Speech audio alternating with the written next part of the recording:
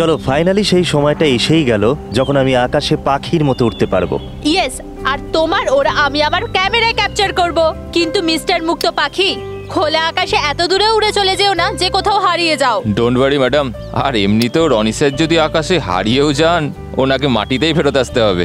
ওরার আগেই তুমি আমাকে নিচে আসার কথা বলছো। চলো, হয়ে গেছি তৈরি। All the best.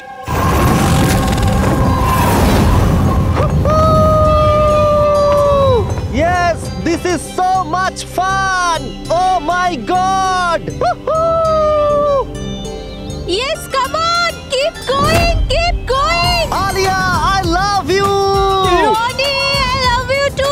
ওয়াও, মনে হচ্ছে ওনার ভালোই এক্সপিরিয়েন্স আছে। অফ কোর্স, আমেরিকাতে ও অনেক অ্যাডভেঞ্চার স্পোর্টস ট্রাই করেছে, বাঞ্জি জাম্পিং, প্যারাগ্লাইডিং, আরো অনেক। ইন্ডিয়াতে কোনো কিছু ট্রাই করেনি, আর যখন ইন্ডিয়াতে এসেছে এই সারাদিনের জন্য, তো কেন কিছু ট্রাই করবে না?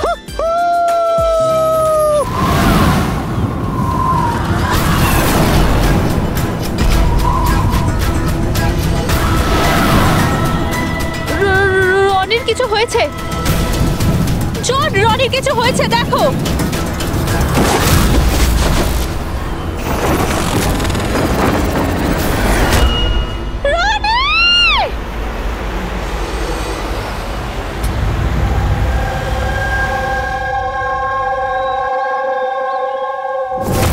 আমি আর রনি এখানে ছুটি কাটাতে এসেছিলাম।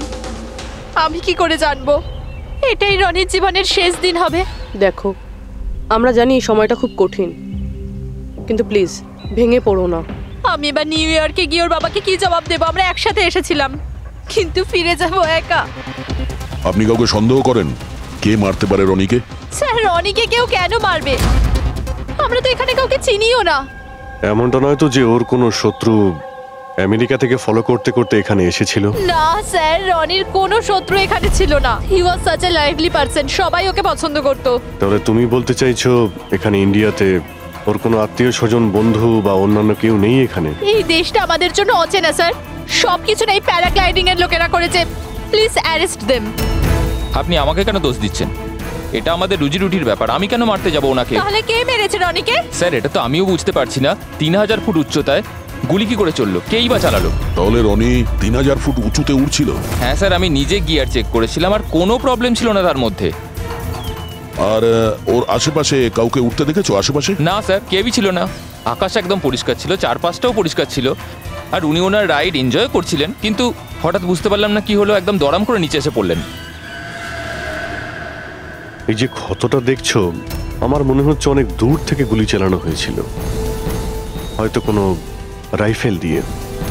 হ্যাঁ, রাইফেলই হবে, কারণ যে হাইটে এই উড়ানটা উড়ছিল ওখান থেকে তো কোনো শার্প শুটারই গুলি চালাতে পারে, কোনো রাইফেল দিয়ে।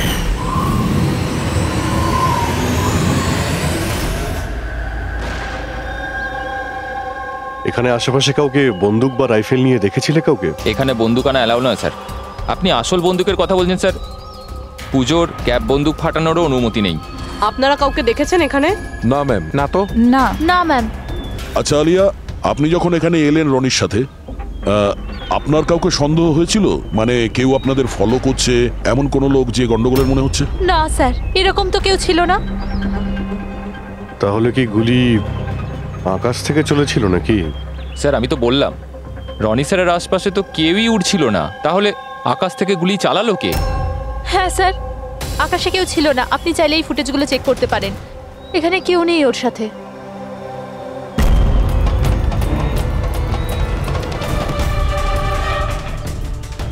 এই ফুটেজে তো রনির আশেপাশে তো দূরে দূরেও কাউকে দেখা যাচ্ছে না। স্যার, নিচে থেকে ওপরে তো কেউ গুলি চালায়নি।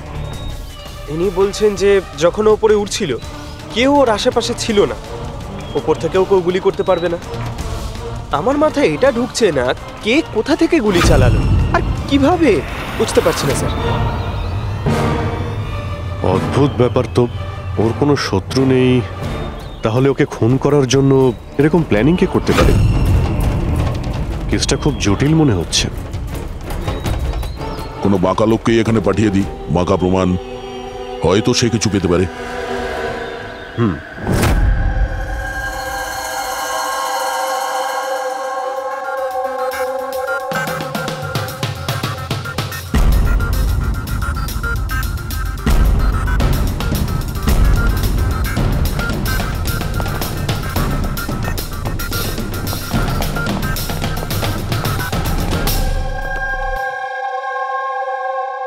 আরে বাহ, আজকে আপনারা দুজনে এমন ভাবে কাজে ডুবে আছেন যে মনে হচ্ছে যে অনেক প্রমাণ আমাদের হাতে দিয়ে আমাদেরকে পাঠাবেন এখান থেকে।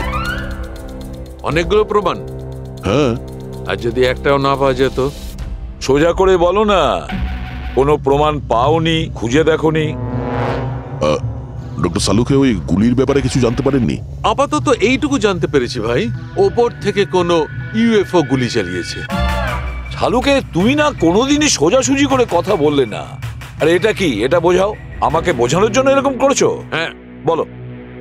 এ দেখো বস, রনি মাটি থেকে 3000 ফুট উঁচুতে উঠছিল, আর ওর গুলিটা লেগেছে তার ওপর থেকে প্রায় 1000 ফুট উঁচু থেকে, আর এই গুলিটা 60 ডিগ্রি অ্যাঙ্গেলে এসে গায়ে লেগেছে। আমার তো ভেবেই কেমন যেন মাথাটা ঘুরছে। আকাশের উপর থেকে কে গুলি চালাতে পারে ওর উপর? এটা কিভাবে সম্ভব? এখনো হয়নি, আরো বাকি আছে বস। এই গুলিটা প্রায় 3 কিলোমিটার দূর থেকে ছোড়া হয়েছে। ভারী অবাক কাণ্ড, তাই না দয়া? 3 কিলোমিটার দূর থেকে গুলি চালানো হয়েছে। 60 ডিগ্রি অ্যাঙ্গেলে রনির গলার ভেতর ঢুকে যায় আড়াআড়ি। তার মানে রাইফেলটা খুব পাওয়ারফুল ছিল মনে হয়। একদম ঠিক বস, রাইফেলটাও পাওয়ারফুল ছিল, আর গুলি যে চালিয়েছে তারও হাতটা পাকা। এত উঁচুতে হাওয়া খুব জোরে প্রবাহিত হয়, আর টেম্পারেচারও কম বেশি হতে থাকে, তবুও লক্ষ্যটা মিস করেনি, একদম নির্ভুল পয়েন্টে গিয়ে লেগেছে। গুলি যে চালিয়েছিল খুব পাকা খেলোয়াড়, ডক্টর, সব শুটার। একদম। আর এইরকম শার্প শুটার সহজে তো পাওয়া যায় না যে এই কাজটা করে দেবে। কিন্তু স্যার, আমরা সমস্ত ভিডিও দেখেছি। যখন রনি আকাশে ছিল তখন ওর আশেপাশে কোনো প্যারাসুট বা চপার ছিল না স্যার, আকাশ একদম পরিষ্কার ছিল। সেটাই তো বুঝতে পারছি না যে ওই কিলার কোথা থেকে গুলিটা চালিয়েছিল, অথচ আকাশটা পরিষ্কার ছিল। ও কি মেঘের আড়ালে লুকিয়ে ছিল? আর স্যার ওই গুলিটার থেকে কি জানতে পারলাম? কিছু পাওয়া যায়নি পুরবি। আমি ব্যালিস্টিক ডিপার্টমেন্টের পুরো ডেটা চেক করেছি, এরকম গুলির তো কোনো রেকর্ডই নেই। স্যার, এই গুলিটা নিশ্চয়ই কাস্টমে বানানো হয়েছে। হ্যাঁ, নিজের মতন গুলিটা বানিয়েছিল। এমন গুলি যেটা 3 কিলোমিটার দূর থেকে চালানো যায় আর সোজা গিয়ে টার্গেটে হিট করে। আর স্যার, এই গুলিটা যখন এত শক্তিশালী, তো এর রাইফেলটাও বেশ স্পেশাল হবে। হ্যাঁ, এক কাজ করা যাক, গুলিটাকে ব্যালিস্টিক ডিপার্টমেন্টে যাচাইয়ের জন্য পাঠাই, দেখি কি রিপোর্ট আসে। আর সে যেই হোক, এত উপরে চলে গিয়েছিল খুন করার জন্যে, এবার ওকে তো মাটিতে নামতেই হবে।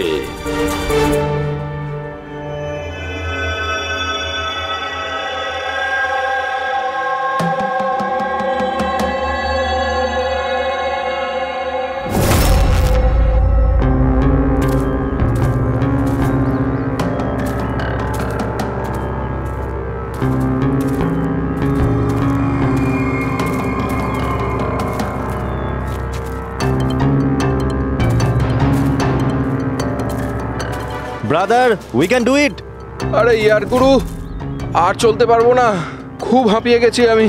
ব্যাস নবীন, আর বেশি দূর নয়, 3000 ফিট চড়ে ফেলেছি, পাশেই আছে। We can do it, come on.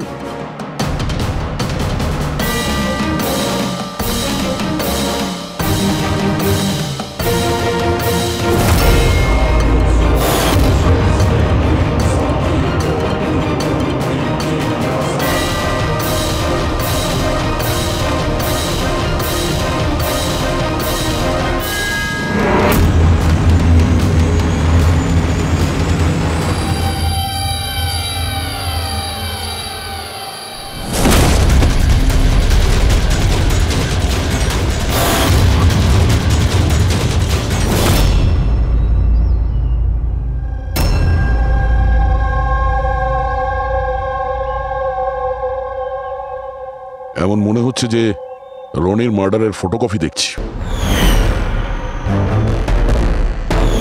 3000 fit উপরে ঠিক ওরকমই গুলি মেরেছে মাথার পেছনে। একেও একইভাবে গুলি চালিয়েছে। আচ্ছা, তোমরা যখন ট্রেকিং করছিলে, এই হিতেনের পিছনে কেউ কি ছিল? না স্যার, হিতেনই সবার পিছনে ছিল স্যার। স্যার, এই দেখুন ফুটেজ। স্যার, এটা ওই জায়গায় যেখানে এই সব কিছু হয়েছে। অদ্ভুত তো,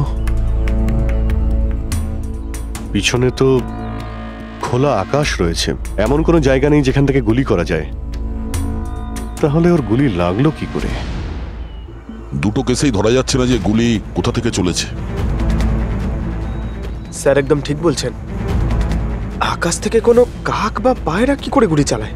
এই গুলিটা চালালো কে? আর এই দুটো গুলি 24 ঘন্টার মধ্যেই চলেছে। আমার মনে হয় এই দুটো কেসের মধ্যে কোনো না কোনো কানেকশন আছে। আচ্ছা, এই হিতেন কি কাজ করতো? স্যার ও কলেজ স্টুডেন্ট ছিল স্যার, মুম্বাই গ্র্যাজুয়েশন করতে এসেছিল স্যার। ট্রেকিং এর অনেক শখ ছিল। অভিজিৎ, বুঝতে পারছি না যে কেউ একজন কলেজ স্টুডেন্টকে মারার জন্য এত প্ল্যান করবে কেন। সেটাই তো, প্রথমে রনি আর এখনই হিতেন। তবে আকাশ থেকে তৃতীয় গুলিতে অন্য কেউ মারা যাওয়ার আগে এই খুনিকে ধরতেই হবে খুব তাড়াতাড়ি। গত 24 ঘন্টায় দুটো খুন হয়েছে, দুটোই যুবক, আর দুজনকে মারার পদ্ধতিও অদ্ভুত। অদৃশ্য খুনি। স্যার দুজনেরই মৃত্যু হয়েছে অ্যাডভেঞ্চার স্পোর্টস করতে গিয়ে। মাটি থেকে 1000 ফুট ওপরে মেরেছে স্যার। কিন্তু স্যার ভাবার বিষয় এটাই যে খুনি এই অ্যাডভেঞ্চার স্পোর্টের সময়টাই কেন বাঁচলো এদেরকে মারার জন্য? ও তো ওদের যে কোনো সময় মারতে পারতো। এত লম্বা প্ল্যান দুটো বাচ্চাকে মারার জন্য? শুধু প্ল্যানিংটাই বড় ছিল না দা, গানটাও বড় ছিল। এই যে এইরকম। এটা কি রাইফেল স্যার? এটা হলো PX-65 রাশিয়ান গান। এটা লং রেঞ্জ। এইরকম বন্দুক দিয়ে মারা হয়েছে। ডক্টর সালুকে, এই বন্দুকটা দিয়ে 3 কিলোমিটার দূরে টার্গেটে কি হিট করা যায়? হ্যাঁ ফ্রেডি, শুটিং রেঞ্জে আমি এটা ট্রাই করে দেখেছি। এর রেঞ্জ 3 কিলোমিটারের বেশি আছে।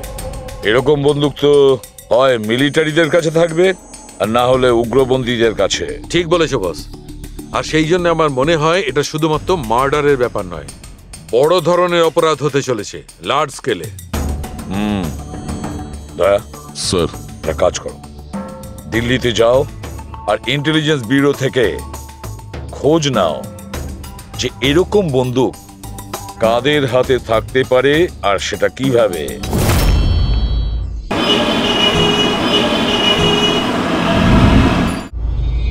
এই সমস্ত খুন এই রাইফেল দিয়েই হয়েছে। আর আপনারা তো জানেনই, এরকম হাই প্রোফাইল রাইফেল তো সবার কাছে থাকে না। আপনি একদম ঠিক বলছেন স্যার। আর যেটা আমাদের দেখা দরকার সেটা হলো এই রাইফেলটা যদি কেউ কিনতেও চায় তাহলে কিনতে পারবে না। এটা একটা কিংবা দুটো পিসে বিক্রি হয় না, বড় অ্যালটমেন্ট হয় এগুলোর। তাহলে কয়েক বছর আগে যে আতঙ্কবাদী হামলা হয়েছিল তার মধ্যে এই ধরনের রাইফেল ইউজ হয়েছিল? হ্যাঁ স্যার। তাহলে আপনাদের কোনো আতঙ্কবাদী গ্রুপের উপর সন্দেহ হয়? আগে হ্যাঁ স্যার, যদি আমাদের সন্দেহ ঠিক হয় তাহলে আমরা জানি যে এর পেছনে ঠিক কার হাত আছে। কার? এই অঞ্চলেই কিছুদিন আগে আমাদের আর্মি অনেক অস্ত্র আটক করেছিল। ওই অস্ত্রের মধ্যে এই রাইফেলটাও ছিল। হ্যাঁ প্রতাপ স্যার, সমস্ত আতঙ্কবাদী মরে গেছে, ওদের মধ্যে একজন পালিয়ে গেছে, তবে আমরা সমস্ত হাতিয়ার আটকে নিয়েছি।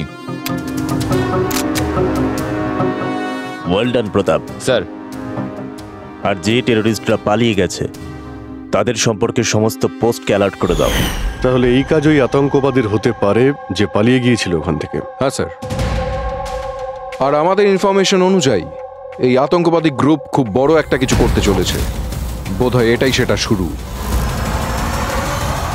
এই দুটো অপরাধ সাধারণ কোনো খুন নয়, এটা নিশ্চয়ই কোনো বড় সড় ষড়যন্ত্র, কোনো দুষ্কৃতী আক্রমণ ঘটতে চলেছে। হ্যাঁ স্যার। আর এই খুনগুলোকে আটকানোর জন্য প্রথমে আমাদের আকাশ থেকে চলা গুলির রহস্য ভেদ করতে হবে স্যার। আর এই রহস্যের কিনারা করার জন্য সবার আগে আমাদের এটা জানতে হবে যে এই আতঙ্কবাদীরা রনি আর হিতেনের মতো সাধারণ লোকের হত্যা কেন করলো। আচ্ছা, এমন কি কমন আছে এই দুটো কেসে? স্যার, দুটো মার্ডারই আকাশে হয়, দুবারই গুলি উপর থেকে চালানো হয়েছে কোনো পাওয়ারফুল রাইফেল দিয়ে। এটা প্রফেশনাল শার্প শুটারের কাজ হবে। আর স্যার, এই দুটো কেসেই কোনো ভ্যান্টেজ পয়েন্ট নেই, আর এমন কোনো জায়গা নেই যেখানে বসে খুনি এই দুজনকেই গুলি করতে পারে। তেমন কোনো জায়গা ছিল না, তেমন কোনো জায়গা ছিল না। খুন করার এটাই মূল কারণ নয় তো? তাহলে স্যার আপনি বলতে চাইছেন যে খুনির কাছে বসে গুলি চালানোর কোনো জায়গা ছিল না, আর ও এটা শিওর হতে চেয়েছিল যে টার্গেট যেন কোনোভাবেই মিস না হয়, সেই জন্যই ও এদের উপরে প্র্যাকটিস করছিল। Exactly Abhijit, exactly. সে গুলি ছোড়ার প্র্যাকটিস করছিল। তার মানে স্যার ওর আসল টার্গেট অন্য কেউ? স্যার যদি কোনো ভ্যান্টেজ পয়েন্ট নাই থাকে তাহলে ও গুলি চালাচ্ছিল কোথা থেকে? পঙ্কজ, উত্তরটা তোমার প্রশ্নের মধ্যেই লুকিয়ে আছে। আচ্ছা এটা বলো, আমরা মানুষ ডানা ছাড়া আকাশে কিভাবে ওড়ে? স্যার এরোপ্লেন বা হেলিকপ্টারের মাধ্যমে। ব্যাস, তুমি তোমার উত্তর পেয়ে গেছো। কিন্তু স্যার ওখানে ওই ক্রাইম সিনে আকাশের ওপর কোনো চপার তো ছিলই না স্যার, না কোনো কেবল কার ছিল ওখানে। তাহলে অন্য কিছু থাকবে, অন্য কিছু থাকতে পারে। অভিজিৎ, ম্যাপটা বের করো, ওই এলাকার চারপাশটা ভালো করে দেখো, দেখো এমন কিছু পাওয়া যায় কিনা। এমন কিছু আছে নাকি যেখান থেকে মানুষ হাওয়ায় উঠতে পারে? জঙ্গল আছে, আর হ্যাঁ, দুটো হট এয়ার বালুন রেঞ্জও রয়েছে। একটু দেখো তো, যেখানে খুন হয়েছিল সেখান থেকে এটা কতটা দূরে? স্যার এই দুটো 60 কিলোমিটার রেডিয়াসের মধ্যে। তাহলে একটা কথা তো কনফার্ম, খুনি ওখানে হট এয়ার বেলুনে বসেছিল আর সেখান থেকেই ও গুলি চালিয়েছিল 3 কিলোমিটার দূর থেকে। স্যার কেউ যদি হট এয়ার বেলুনে চড়তে চায় তাহলে আগে থেকে বুকিং করতে হয়, এমনি কেউ যেতে পারে না। কোনো ব্যাপার না, তোমরা ওই হট এয়ার বেলুনের অফিসে গিয়ে খোঁজ নাও যে এমন কোন টুরিস্ট ছিল যে ওই দুটো দিনে ওই দুটো হট এয়ার বেলুনে ঘুরেছিল। এটা টোটাল 12 জনের লিস্ট আছে যারা সেদিন হট এয়ার বেলুনে বসেছিল। কিছুজন একা বসেছিল, কিছুজন গ্রুপ বানিয়ে বসেছিল। তোমার কি মনে আছে এদের মধ্যে কতজনের কাছে কোনো জিনিস বা ব্যাগ ছিল? বা কোনো সন্দেহজনক কাউকে দেখেছো? না, বদমাস তো কাউকে লাগছিল না, কিন্তু একজন বয়স্ক আন্টি ছিলেন, পিঠে একটা ব্যাকপ্যাক ছিল আর চোখে চশমা আর মাথায় টুপি পরেছিলেন। হ্যাঁ, আমরাও অবাক ছিলাম যে এই বয়সে এই সব ট্রাভেলিং এর ইচ্ছা। আর যখন ফটো তোলা হচ্ছিল উনি লজ্জা পাচ্ছিলেন আর নিজের মুখ লুকোচ্ছিলেন। রবি, এই বয়স্ক আন্টি শার্প শুটার শুনে একটু অদ্ভুত লাগছে না? হ্যাঁ স্যার, আমি এখানে পাইলট। 25শে ফেব্রুয়ারি স্যার সব মিলিয়ে আমি 6 জনকে এয়ার বেলুনে চাপিয়েছি স্যার, আর 2 জনকে দিনের স্যার। আচ্ছা, তাদের মধ্যে কেউ মানে গন্ডগোলের লোক মনে হয়েছিল, কিংবা যার কাছে কোনো জিনিসপত্র ছিল? স্যার এরকম তো কেউ ছিল না।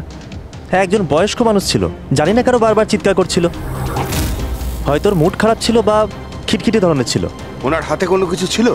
জিনিস তো ছিল না। হ্যাঁ, একটা লাঠি নিয়ে হাঁটছিল। লাঠি নিয়ে হাঁটছিল? হেই, তোমাদের সাহস কি করে হলো আমার ছবি নেওয়ার, আমাকে জিজ্ঞেস না করে? কিছু ভদ্রতা আছে না নেই? ওরাও ওগুলো ওরাও। আচ্ছা, ফটো তোলার জন্য রেগে গেছিল? কি অদ্ভুত ব্যাপার, তাই না স্যার? লোক হট এয়ার বেলুনে তো প্রতিদিন বসে না, তাই না? তারা নিজেরাই ফটো তুলতে চায় যাতে এই স্মৃতিকে তারা সারা জীবন রাখতে পারে। আর কোনো বিশেষ কথা মনে আছে ওর ব্যাপারে?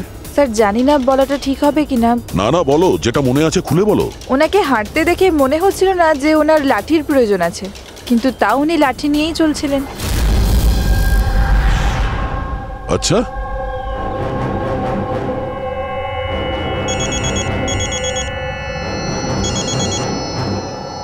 হ্যাঁ স্যার। কিছু জানতে পারলে? স্যার এখানে একজন বয়স্ক মহিলা এসেছিল আর তার হাতে একটা ব্যাকপ্যাকও ছিল। আর হ্যাঁ, ওই মহিলা ছবিও তুলতে চাইছিল না। আচ্ছা, এখানেও একজন বুড়ো লোক এসেছিল হট এয়ার বেলুনে চড়তে লাঠি নিয়ে, আর তারও ফটো তোলায় আপত্তি ছিল।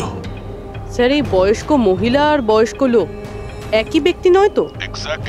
ওই শার্প শুটার, ওর ব্যাগে আর ওর লাঠিতে ওই রাইফেলটা ছিল যা দিয়ে খুন করেছে। আর স্যার দুদিনই এ একাই ওপরে গিয়েছিল, কারণ যদি অন্য টুরিস্টের সাথে যেত তাহলে রাইফেল সেট করতে আর টার্গেট সেট করতে প্রবলেম হয়ে যেত। না পূরবী, আমার মনে হচ্ছে একলা যায়নি। মানে? মানে ওই হট এয়ার বেলুন চালানো আর সঙ্গে এই রাইফেলটা চালানো দুটো কাজ একসঙ্গে করা মুশকিল। ওই হট এয়ার বেলুনের পাইলটও ছিল সঙ্গে। মানে স্যার এই অপরাধে পাইলটও যুক্ত? একটা কাজ করো, ওই পাইলটটাকে ধরো তাড়াতাড়ি। ওই দিন ওই বয়স্ক মহিলাকে বেলুনে উপরে কে নিয়ে গিয়েছিল? পাইলট কে ছিল? সঞ্জীব ছিল। এই পালাবি না, দাঁড়া দাঁড়া দাঁড়া। না আমাকে মারতে পারবে না ওকে। এই এই সঞ্জীব,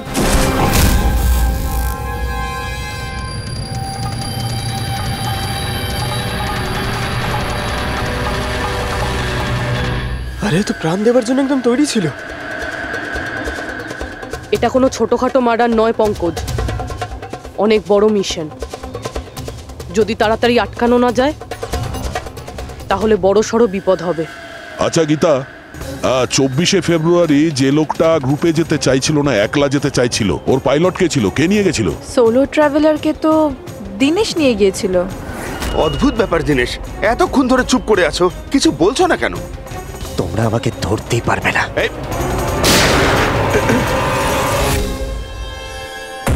এখন যমরাজ তোকে অ্যাপয়েন্টমেন্ট দেওয়ার মুডে নেই। যতক্ষণ না আমাদের প্রশ্নের উত্তর আমরা পাবো, তোকে বেঁচে থাকতে হবে। চল।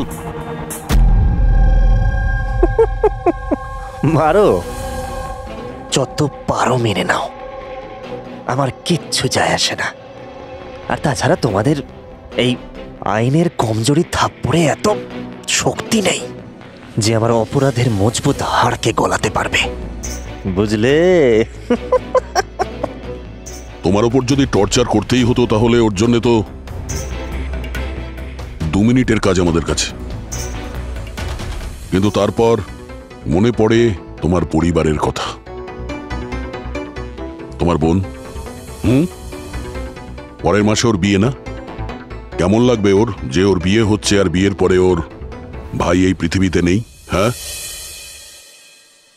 আর তোমার মা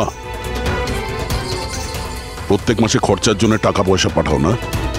তোমার মৃত্যুর পর কে খেয়াল রাখবে তার? কিছু ভেবেছো এ ব্যাপারে? হ্যাঁ, না। চলো, এখনো সুযোগ আছে, রাজ সাক্ষী হয়ে যাও। কথা দিচ্ছি তুমি জেলে যাওয়ার পরে তোমার মায়ের খেয়াল আমরা রাখবো। সত্যি? মানে পুরো খেয়াল রাখবে? পুরো খেয়াল? হ্যাঁ, তোমার মায়ের পুরো খেয়াল রাখা হবে। তুমি শুধু এটা বলো কার জন্য কাজ করো, তোমার বসের নাম কি? বলে দেবো? সত্যি বলে দেবো? হ্যাঁ বলো। আমি যার জন্য কাজ করি না, যে আমার বস স্যার, তার নাম হলো এসিপি প্রদ্যুম্ন।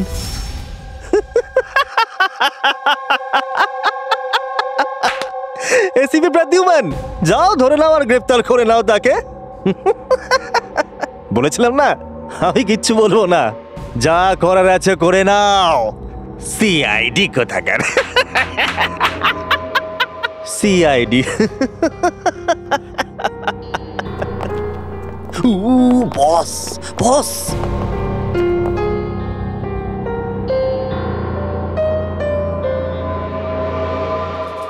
কোনো ব্যাপার না, কিচ্ছু বলতে হবে না। এখন না তোমাকে কিছু জিজ্ঞাসা করব, কিছু বলার জন্য তোমাকে আমরা জোর জবরদস্তিও করব না, কিচ্ছু করব না।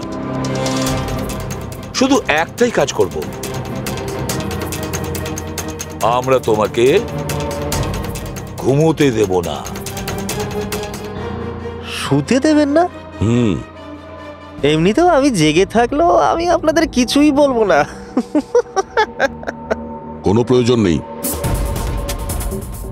কিচ্ছু বলো না, কিন্তু আমরা শুতে দেব না তোমাকে। ওকে ভাই দয়া, আমি এটা শুনেছিলাম যে মানুষ কোনো কিছু না খেয়ে অনেক দিন সার্ভাইভ করতে পারে, কিন্তু না ঘুমিয়ে কত কষ্ট হবে এই বেচারার। তোর বাঁচাটা খুবই মুশকিল, আমি এসব দেখতে পারবো না।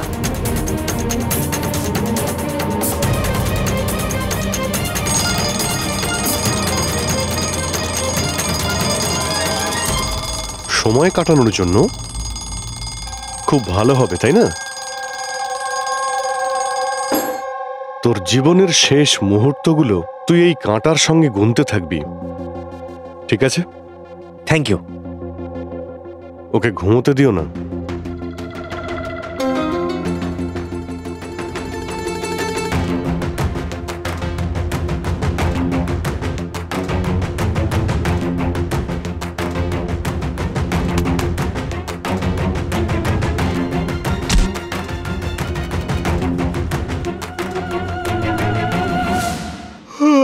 ফ্রেডি স্যার, আরে কোথায় আছেন আপনি?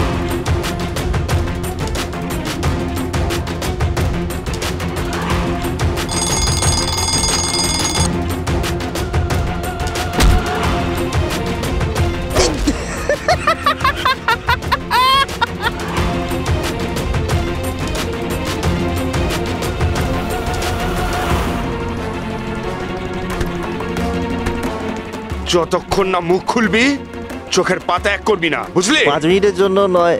চল না, 1 মিনিট 1 মিনিট তো শুতে দাও।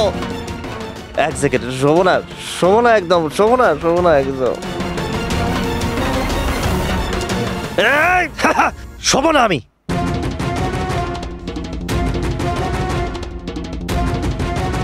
এবারও ভেঙে পড়বে।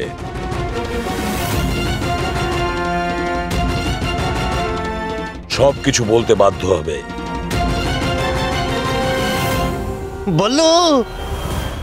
বললো তুই শুবি না, ওঠ।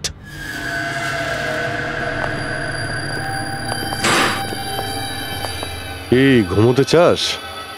আরে ওকে একটু ঘুমোতে দাও। কি প্রবলেম তোমাদের? ঠিক আছে, তোমাকে ঘুমোতে দেবো আমরা। আগে বলো যে তোমাদের গ্রুপের প্ল্যানটা কি? বলছি,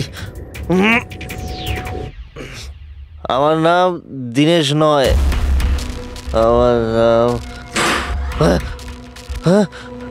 আমার নাম বল্লু। দীনেশ নয় আমার নাম। আর আমাকে স্পেশালি এই মিশনের জন্য তৈরি করা হয়েছিল। আর যে 2টো মার্ডার হয়েছিল না, ওটা প্র্যাকটিস ছিল। আমাদের আসল মিশন হলো ওকে মারা। আর ওই যে ওকে কি যেন নাম, স্টিভ মার্টিন। ওই শান্তির দূত যে সম্প্রতি ভারতবর্ষে এসেছে দেশে শান্তির বার্তা নিয়ে, যাতে সমগ্র বিশ্ব এই বার্তাকে সমর্থন করে, যাতে উগ্রপন্থীরা শেষ হয়। এসিবি, আমরা চাই না যে আতঙ্কবাদ কখনো শেষ হোক। আর স্টিভ মার্টিন তো মরবেই, তোমরা কিচ্ছু করতে পারবে না। আর যদি তোমরা বাঁচিয়েও নাও না, আমরা স্টিভ মার্টিনকে খতম করে দেবো একেবারে। আমাদের যে শার্প শুটার আছে না, একদম পাক্কা নিশানা তার। কোথায় মারবে ওকে আর কখন? বল। ও যখন কনফারেন্সে ভাষণ দেবে না, ওটাই সব থেকে সঠিক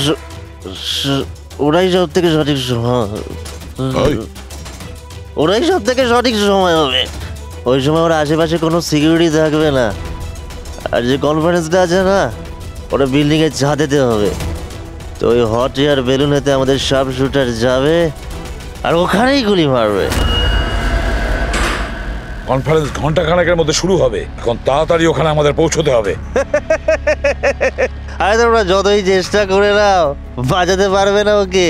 আর হ্যাঁ, তোমরা যদি বাঁচিয়েও নাও না, তাহলে আমরা আবার প্ল্যান করব, দ্বিতীয়বার মারবো। কে মারবে? কিরকম দেখতে ও? আরে আমি ওর মুখ দেইনি এখনো পর্যন্ত। যখনই আসে ছদ্মবেশে আসে। তোমরা কি একে হসপিটালে নিয়ে যাও তাড়াতাড়ি। স্যার, আমরা কি হট এয়ার বেলুনটা আটকাতে পারি না যতক্ষণ এই কনফারেন্স শেষ হচ্ছে? না ফেডরিক, এই সব কিছু বন্ধ করা যাবে না। আজকে আটকালে কালকে অন্যরকম প্ল্যান করবে। আজকের প্ল্যান আমরা জানি, আজই ওদেরকে ধরবো।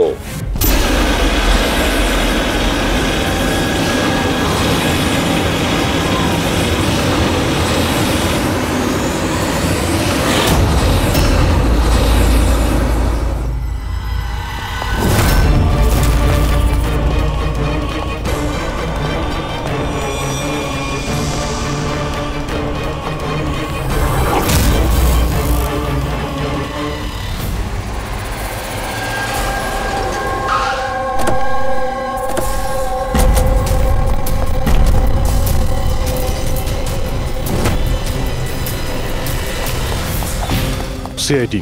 মিস্টার স্টিভ মার্টিন কোথায়? ওপরে কনফারেন্স রুমে। ওর কাছে নিয়ে চলুন। আসুন। তাড়াতাড়ি তাড়াতাড়ি।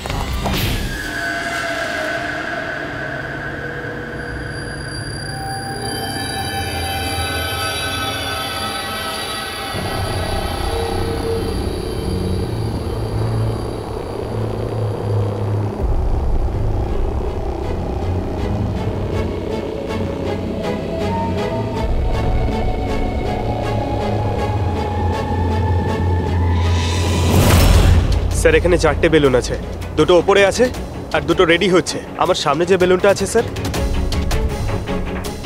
ওতে একটা কাপল আছে আর ওই ছেলেটার কাছে ব্যাকপ্যাক আছে। নজর রাখো ওদের উপরে। কারা কারা আসছে, কারা কারা যাচ্ছে, সবাইকে ফলো রেখো, ওকে?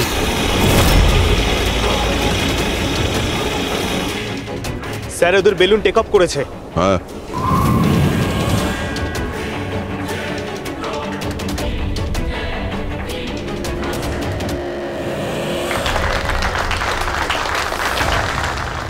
দুনিয়াতে টেরোরিজম কেন আছে, এই প্রশ্নটা আমাদের জানা দরকার। আর এই টেরোরিজম তখনই বন্ধ হবে যখন সব দেশ একসাথে ভাই ভাই হয়ে থাকবে। টেরোরিজমকে আমাদেরকে গোড়া থেকে উপরে ফেলতে হবে।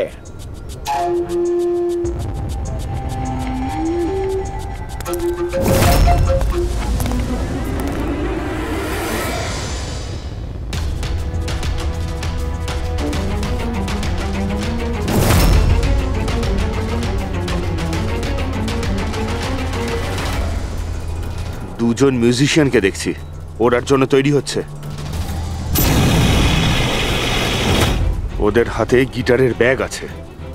এবার এটা বলা খুবই মুশকিল যে ভেতরে গিটার আছে নাকি গান।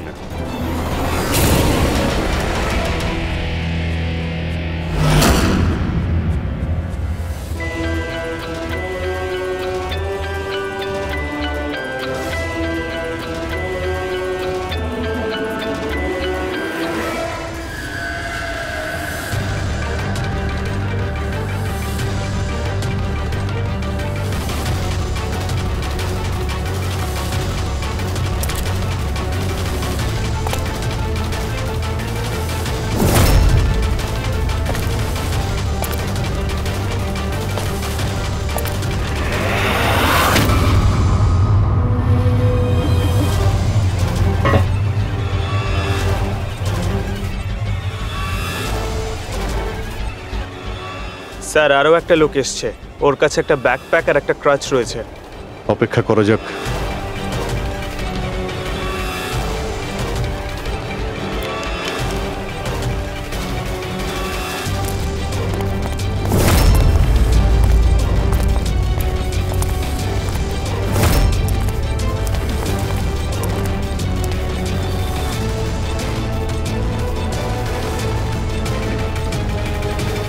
স্যার ক্যামেরা ক্রু এসেছে, ওদের কাছে আবার দুটো ব্যাগ। Camera crew?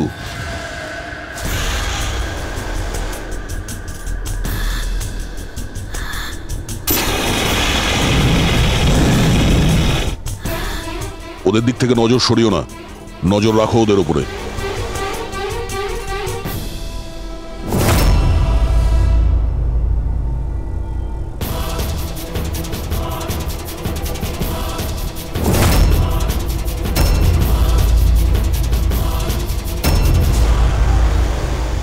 স্যার এখানে তো অনেক বেলুন উঠছে। সুইসাইড বম্বিং কি এটা?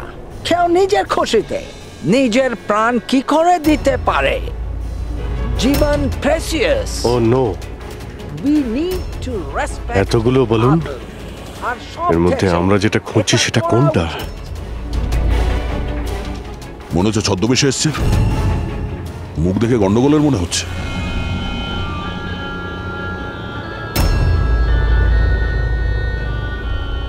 দয়া, ওই দুটোর উপর নজর রাখো। আমরা যেন সব সময় একটা কথা মনে রাখি, ওয়ার্ল্ড ওয়ার 1 আর ওয়ার্ল্ড ওয়ার 2। এটা তো গিটার। হচ্ছে কি এখানে? উপরে গিয়ে এরা মিউজিক বাজাবে নাকি? বাকি সমস্ত বেলুন তো চলে গেছে, একটাই আছে।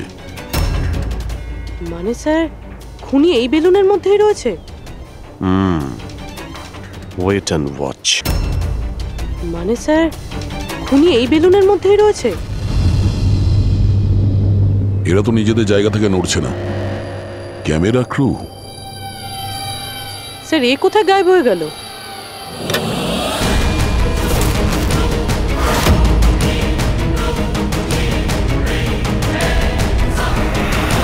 স্যার, এর কাছে তো রাইফেল রয়েছে, যেমনটা সালুমকে স্যার বলেছিল। অভিজিৎ,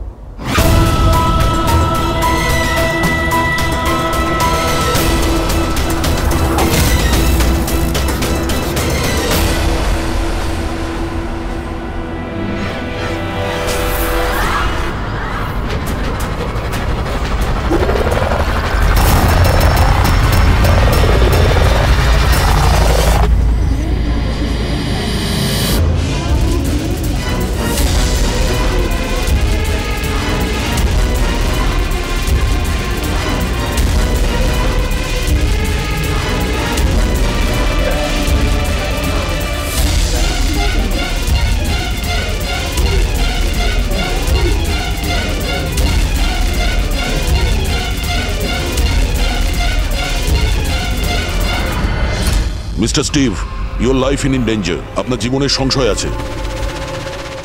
তাহলে কি করবে? We have a plan. Thank you সিয়াজি। যদি আজকে আপনারা ঠিক সময় না আসতেন, আমি বেঁচে থাকতাম না। দেখুন, বিপদ কিন্তু এখনো কাটেনি, ঠিক আছে? এখনো খুনিকে ধরতে পারেনি, সেই জন্য be safe, be careful. Okay Freddie, Pankaj, ওই বেলুনে নজর রাখো, চোখের বাইরে যেন না যায়। হ্যাঁ স্যার, আমরা বেলুনটাকে ট্র্যাক করছি।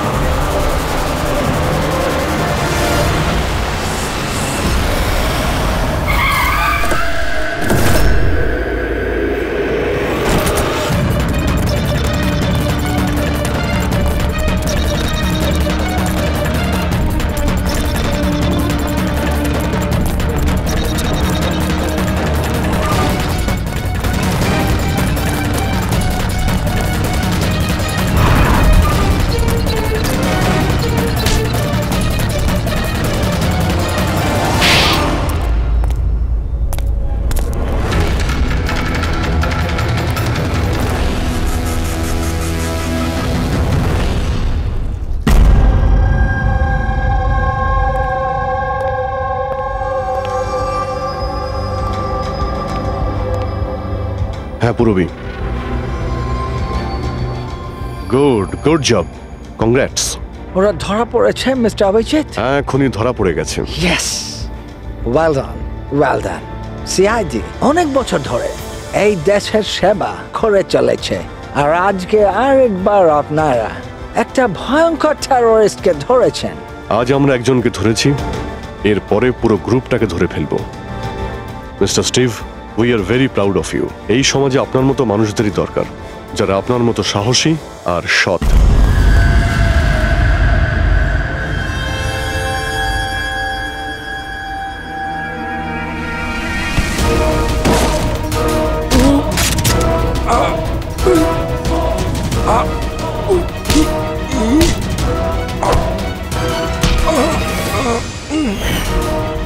তাহলে তুমি ছদ্মবেশে রনি আর হিতেনকে মেরেছ। তোমার মতো একজন সাপ শুটার জেলের ভাত খেয়েও ফাঁসির অর্ডার আসার আগে পর্যন্ত। তোমার কি মনে হচ্ছে তোমরা আমাকে ধরে নিয়েছো তো স্টিভ প্রাণে বেঁচে যাবে? কখনো নয়। আমাদের ক্ষমতা এত বেশি যে তোমাদের আইন এটা খুঁজতে খুঁজতে হাঁপিয়ে যাবে, কিন্তু আমরা শেষ হব না। শেষ হবে তোমাদের এই দেশ। শোন ছারপোকা, আমাদের দেশের উপর অনেকে খারাপ নজর দিয়েছে, আবার চলেও গেছে। জানিস আমাদের দেশ কত বছর স্বাধীন হয়েছে? ৭৪ বছর। আর এই ৭৪ বছরে আমাদের দেশের জওয়ানরা জানি না কত আতঙ্কবাদীকে মেরেছে।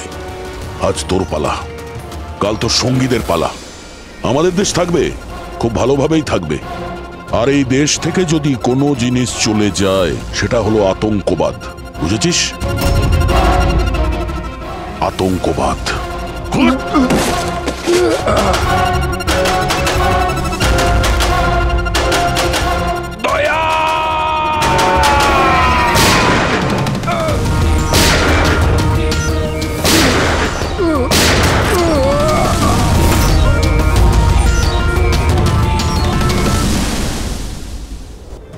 আতঙ্কবাদী পিঠেই গুলি মারবি, আমরা এখানে গুলি খাই, এখানে।